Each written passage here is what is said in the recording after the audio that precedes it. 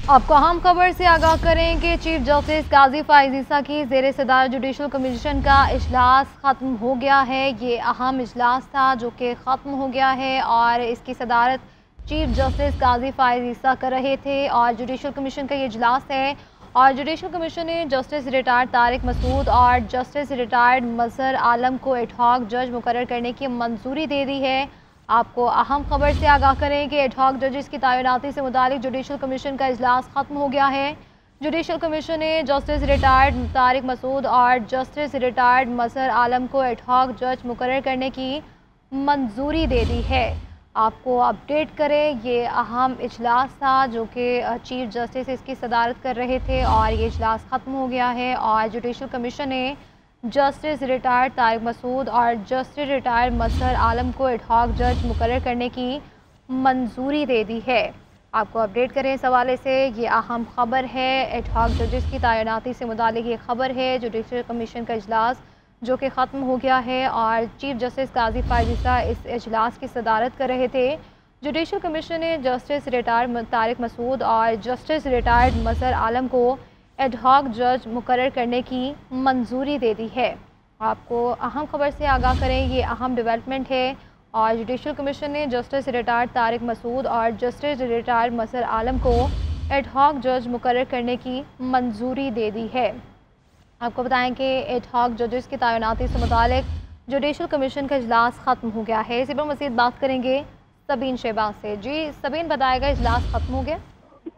बिल्कुल, देखिए supreme court में जो है एडहॉक जज की तकर्री का ये मामला है। तकरीबन 2.5 घंटे से ज्यादा जो इजलास है वो जारी रहा। जुडिशल कमीशन के 9 अरकान थे और 9 के 9 जो है वो इजलास में शरीक थे। इजलास जब शुरू हुआ तो चीफ जस्टिस काजी फाइज ईसा जो है वो इजलास की सदारत कर रहे थे और जस्टिस रिटायर्ड मजहर आलम जो है उनकी जानिब से इजलास शुरू होने से कुछ देर कबल ही जो है वो एडहॉक जज बनने से माजरत करने गई थी।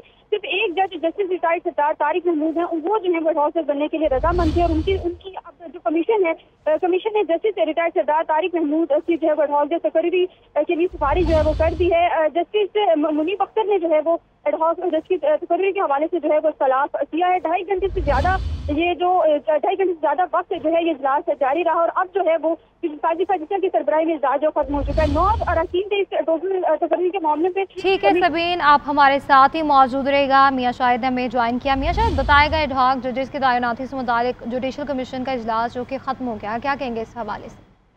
देखिए, यह एक अहम इशू है और चीफ जस्टिस का कहना है कि चूंकि जो मुकदमात की का बोझ बहुत ज्यादा है तो इसलिए एडहॉक जजेस जो है वो होने चाहिए। आज इजलास था, 2 जजेस की जो है मंजूरी दी गई है जिसमें जस्टिस मसूद और जस्टिस मजहर आलम जो है उनको फाइनल किया गया है, उनके नामों की मंजूरी दी गई है। 4 जजेस के नाम जो थे वो नामजद किए गए थे लेकिन 2 जजेस की जानिब से माजरत जो है वो सामने आई थी। अब 2 जजेस जो है वो उनकी मंजूरी नामों की दी गई है।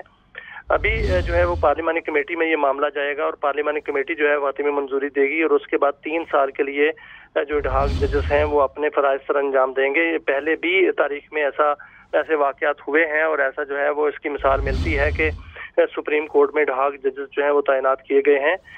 ये एक मामूल की कार्रवाई समझी जाती है लेकिन मौजूदा जो हालात हैं इसके पेश नज़र बहुत सी चेम गोइयाँ जो हैं वो पहले भी हुई हैं और अब भी हो रही हैं और इसमें बहुत से तहफ़्फ़ुज़ात भी सामने आए हैं जिसमें पाकिस्तान तहरीक इंसाफ और जो बार्स हैं उसमें वो मुनक़सम नज़र आ रही थी। उन्होंने भी तहफ़्फ़ुज़ात का इजहार किया है और अपने तहफ़्फ़ुज़ात इसलिए किए जा रहे हैं कि मौजूदा हालात में एडहॉक जजेस का तैनात करना एक ख़ास जो है वो ज़ाविये की जानिब निशानदेही करता है कि पाकिस्तान के अंदर जो है वो मामलात जो है सुप्रीम कोर्ट के और हुकूमत के दरमियान जो है वो। ठीक है मियाँ शाहिद, बहुत शुक्रिया। और सबीन शहबाज भी हमारे साथ मौजूद थी, आपका भी बहुत शुक्रिया।